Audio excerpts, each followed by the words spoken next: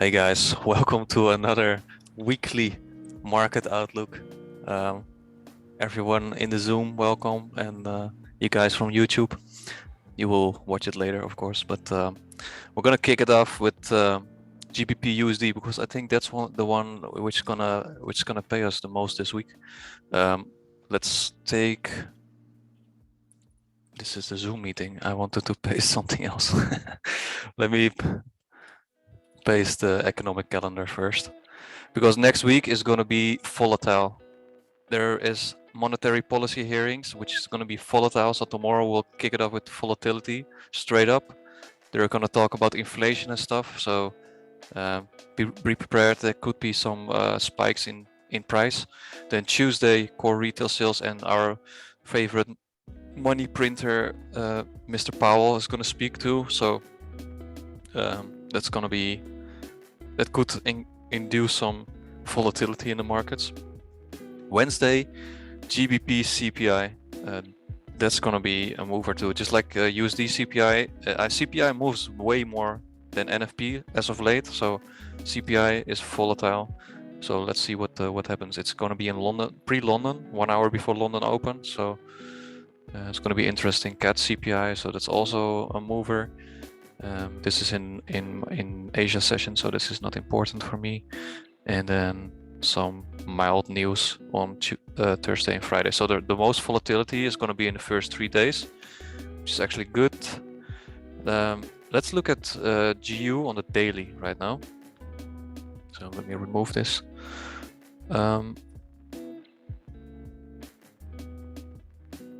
Let's scroll out. Yeah, we took out this minor swing low. And potentially we're forming a new swing low on the daily. We need Monday's candle. That's why I want to wait for Monday's candle. Monday's candle needs to close up higher than the last daily, so the current daily. And I want this wick to stay intact because this looks like a stop hunt to me. And actually, we could have some structure shift going on. So what I want to see is Asia range stay around this area where we're at now, and then move into this OB, and then we're going to move up further. Because if we take a price range from the 4 hour, right? We took liquidity, we took buy side liquidity, we took sell side liquidity. We're forming equal highs, relative equal highs up here, and we took out this low. So this should be the new dealing range. If you guys watched the latest video I did on the simulator, right, with price ranges, if this is the low of the swing, then we should head back into this area. There is a daily fair value gap, I think, up here. Yeah, it's got touched one time, but this OB is unmitigated. So drawn liquidity should be up here. Now, what needs to happen? I'm gonna disable annotations, guys, because we're not annotating at the moment. Right, so this is what I want to see for the daily. CPI is, when was it? On Tuesday, I think. No, on Wednesday. So there could be consolidation going into the first 2 days, but actually I anticipate it to move on Monday already because we have that monetary policy hearing. So I want to see it draw into premium, and then it can do whatever it wants. Potentially we're gonna draw lower again, because EG, right, is short-term bearish at the moment. Same with the same price range we're in right now, right? We're heading into discount already, but there's this void needs to be filled in, and then I think on the 4 hour there's an unmitigated order block in OTE levels, and potentially we could run this low too, and then fill in this 4 hour fair value gap fully, and then move up again. Because I still think if you look at the daily time frame, we're disrespecting a bearish order block, and we're moving through it. We liquidated these equal highs, so that's why we're returning back to better pricing right now. But if EG is going bearish, that means GU is going to go up easier, and if DXY goes down, then it's going to be pumping up really nicely. But longer term, I believe we should we should move bullish. So back into OTE discount for EG and then up. So that's my thoughts on GU. So I want to see it return back into here, right? I was right where we're gonna draw. Friday, right? This was actually the outline what I did like in pre-London, right? This is what I wanted to see. We had this initial reaction up, so I got in here, but it got taken out break even. We traded further down, and eventually we're gonna draw into here. So the draw was correct. Only I did not expect it to run the liquidity, but oh well. We can still enter. I believe we're gonna into a buy model and take out these equal highs. So let's go to EU. Yeah, EU has got EU ran the lows too. So same situation. There's no SMT. Let me take a quick look at the DXY. Yeah, there's no SMT right now. So everything is moving in sync. So normally I would want to see SMT if there's going to be a reversal. So I would have liked DXY to not make a higher high and EU make a lower low. That indicates this was a liquidity run, but it didn't happen. So, but we can still trade up, right? Because on DXY we've got a lot of liquidity down here. So there could potentially be a run lower. Sell side liquidity. Let me look at the daily. So same situation. If I draw where the move happened from, right? That is down here. This is where the move happened from. Up here, if this high stays intact, I would expect DXY trade back down into discount. And there's a weekly fair value gap here, and then back up because there's still a weekly fair value gap and a monthly order block up here. So I don't think this is the high yet for DXY. But if we're gonna retrace, we should retrace and take out this intermediate term low, liquidate that and head into the weekly fair value gap into discount, and then we have better prices for the dollar to go back up again. So that would make EU go in this area, and that would make sense because we're stopping right before a monthly sell side liquidity. If you look at the monthly, right, we're so very close. So it would not make sense just to stop here, right, and then go back up all the way. So I've a little bit of retrace bullish on EU potentially, and then we're gonna run this sell side liquidity. That looks the most favorable to me. We actually got this liquidity up here too. There's liquidity up here, but I don't know if it's gonna reach all the way up there. We have to see. No problem, phi buff, no problem. Let's go to GJ. Same situation, using the price ranges, right? If we're looking at where the move happened from, right? This whole leg up, the move happened from down here. Why do I take this low? Because we took sell side liquidity down here and down here. We mitigated an order block, right? And then we're moved up. Then we have intermediate term, short term lows, right? This sell side liquidity, which I was talking about for weeks, which should get hit, and it finally got hit, and now we're in OTE areas for buyers again. So I'm actually bullish on GJ. Not sure if I think we should run at the lower at the start of the week, I guess. There's still fair value gap on the daily here, so we gotta keep that in mind, right? Gotta keep that one in mind.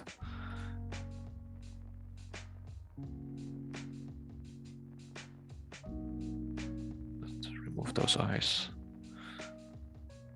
Right, so let me put in daily fair value gap. Right. Zoom is almost full, guys. Almost 100 people there. Damn. All right, so we're stopping just before a daily fair value gap, which is not something I want to see. I'd rather see it tap into the daily fair value gap, Because if you take a line from this low, actually it's fine. It's reacting off a rejection block down here, so still good. Still a PD array where it could reject from, right?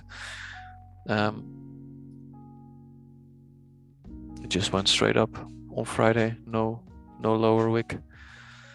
So yeah, we have to see how Monday trades. We could still trade up into this fair value gap. Look, if I remove it, this is a fair value gap. We could still wick into it and then move down, right, at the start of the week. So I have to wait on Monday to see what the price action is showing. But eventually I'm longer term bullish, because right now we've got this original consolidation up here, and then a reaccumulation or redistribution actually, and potentially smart money reversal down here. We did a, all right, that's 300 pips below this equal low, so that's a lot. But yeah, we have to wait how price action develops. I'm favoring it to move up higher because we're in discount on a higher time frame, but I really want to see this fair value gap get hit, but we'll have to see. And if we look at EJ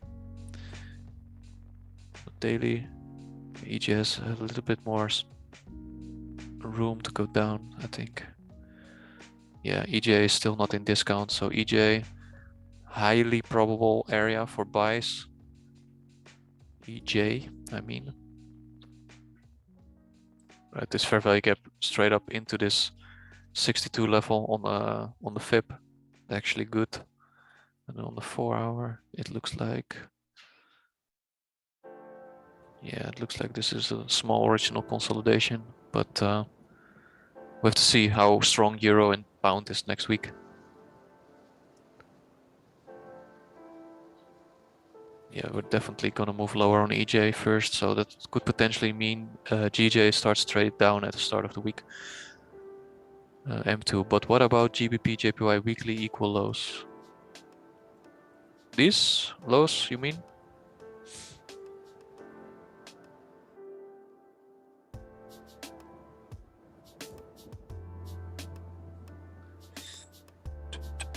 Yeah, how long is it gonna take to get down on these lows, right? It's gonna take a while. So looking at intraday structure or daily structure, we could potentially move back up into premium before we are gonna move down, right? So we'll have to see. That's why I want to wait for Monday and see how it trades. Because of course we're still in a bearish structure on the 4 hour and on a daily too. So we'll have to see. USD CAT. Unfortunate we didn't trade into this 4 hour fair value gap on Friday, right? And actually it went a little bit lower than my range projection, but look at this. Look at this. 1, 2, 3 standard deviations of Asia range to the pip. So that's beautiful to see. So yeah, it looks like we're going into a sell program, because we almost fully filled in the monthly fair value gap. We left a little bit behind, which is actually good, because if it's fully rebalanced, sometimes if it doesn't fully rebalance and it doesn't come back after, it's highly probable it won't come for a long time. So yeah, USD CAT, potential sell model coming in. So we have this relative equal lows, which was a HRLR back here, but if we're going into bearish order flow, this is a target, and we have equal lows down here, right? So I already marked this one out. These equal lows, target for later, which is 100 pips away, so that's a good target actually. Let's go to gold. All right, gold. I called this monthly OB for the last week, but we traded way lower. And once again, guys, look at the Asia range. It's all random, right? Algorithm. Right, let's look at let me look at the monthly. First time here, welcome Mustafa or Mustafa. Yeah, so on gold, we've got a lot of liquidity down here, right? So it looks like we're gonna just trade down next week too. So even though we wicked below it, it's not really significant in my eyes. And we have this trend line going on. So, and look at these lows. So, I mean, 1600 is 6060 is very far away, but there's a reason this liquidity is over here. So, start of the week, we have a small fair value gap here and an OB. Price potentially can trade up higher into this OB and then move lower. So I'm still bearish on gold. Why am I bearish? Nothing is showing bullishness right now. So don't try to catch a bottom, right? You want to see which PD arrays are getting respected. Right now, bearish PD arrays on the daily time frame are getting respected. So don't be a hero and try to catch a low. It's better to wait for structure to show you we're going bullish, right? Can you explain what you look for regarding Asia range? I will do that sometime. Not right now, Ryan, but sometime I will do it. So lows are taken first before up move. On what did you mean, Mr. Mau Wow? Mau Wow? Oh, on gold? I mean, I think it will trade up into this OB. We're gonna move lower. So let's look at the 1 hour. So 1 hour we took buy side liquidity, sell side liquidity. So our new range is here, right? We actually already moved into discount or premium, right? Because if you take this low, you can see price already wicked into this area. Now it can still run higher because we have that daily fair value gap, right? And that OB, which is unmitigated. And then on the 4 hour, there's a massive void here. So that if we take a 4 hour perspective, then we have a bigger range, right? And this is the range. So yeah, I'm actually gonna stick with the 4 hour time frame. Let's see how it trades up. I want to be the seller if we come back in here. This is actually more high probable in my eyes. If you want directional bias, guys, take the 4 hour and higher. Don't take the 1 hour for your directional bias. And we're still bearish at the moment, so I'm expecting this area to get hit. So let's see. Oil, painful, man. Why is oil so bullish? It's not good for the gas prices, but oh well. Have you explained what your indicators are? Well, which indicators? I don't use indicators on. I use one indicator. It's this one. Where is it? This one.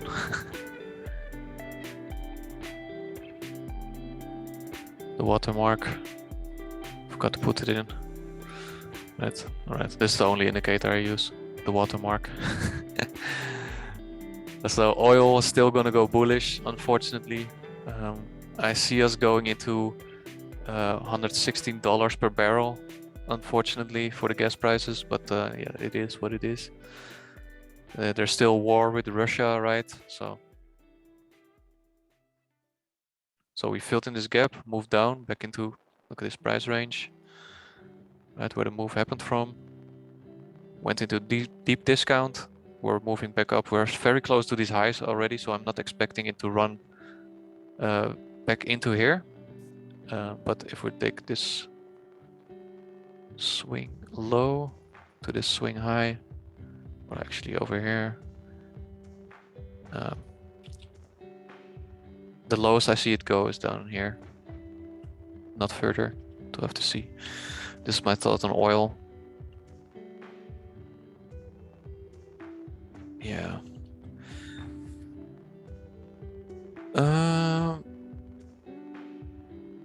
Yeah, I'm not gonna go over indices. I like to do intra session, so I will do those on the live stream on Tuesday. So that's actually all the currency pairs I wanted to cover, and gold and oil. So how much did the watermark increase your win rate? I would say about 350. Those boxes you showed, are they for deviations? Yes, those are for deviations. USD Swiss, I don't trade USD Swiss, but we can have a look at it. Yeah, so we liquidated this swing high. And on the weekly, we took out equal highs. Yes, this could potentially be a retracement this week.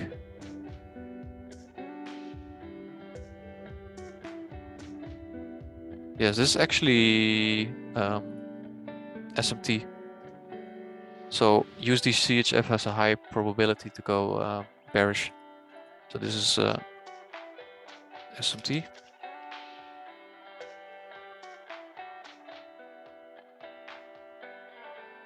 Yes, this is high probable to move down. So potentially we're gonna go into a sell model. Price is still holding on to this order block. So technically there's only SMT and you don't really want to trade off only SMT, though you have this order block also. So yes, I think we should move bearish. We should.